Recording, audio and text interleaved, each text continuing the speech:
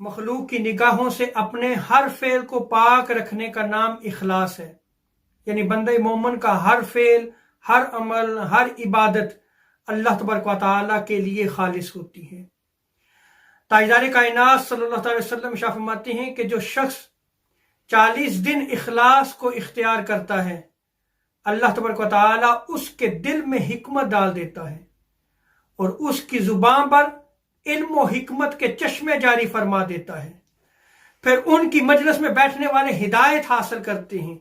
इसीलिए ताजदार कायनात सल्लल्लाहु अलैहि वसल्लम ने मुखलिसीन को मुबारकबाद देते हुए इरशाद फरमाया कि ऐसे लोग ही हिदायत के चिराग हैं और इनकी मजलिस में बैठने वाला हर फितना से जो है वो महफूज हो जाता है। और ये याद रख लें कि ईमान की भी एक हकीकत है, और हकीकत ईमान को कौन हासिल करता है?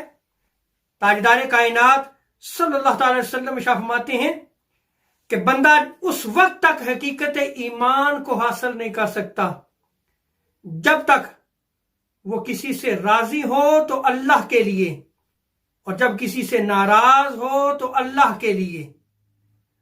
और जब बंदा इस चीज को हासिल कर लेता है कि उसका राजी होना भी अल्लाह के लिए, उसका नाराज होना भी अल्लाह के लिए, तो हुजूर ताजदार कायनात सल्लल्लाहु अलैहि वसल्लम इरशाद फरमाते हैं कि वो शख्स हकीकत ईमान को पा लेता है। आज हम अपनी सोसाइटी की तरफ देखें, एक दूसरे के साथ जो है वो झगड़ा है, एक दूसरे से दूरी हो रही है, उलमा के खिलाफ जबान दराजी करते हुए नजर आते हैं, हुक्मरान एक दूसरे के खिलाफ जो है वो जबान दराजी करते हुए नजर आते हैं, रिश्ते खत्म होते चले जा रहे हैं। अगर बंदा जो है वो इखलास को इख्तियार कर ले और अल्लाह के लिए नाराज होना और अल्लाह के लिए राजी होना सीख ले तो ये सारे झगड़े खत्म हो जाते हैं। एक मर्तबा सहाबा की मजलिस लगी हुई थी तो हुजूर ताजदार कायनात सल्लल्लाहु अलैहि वसल्लम ने इरशाद फरमाया, मुझे ये बताओ कि इस्लाम की सबसे अफजल कड़ी कौन सी है? सहाबा ने याद की, या रसूलल्लाह, नमाज है, रोजा है, हज है, ज़कात है।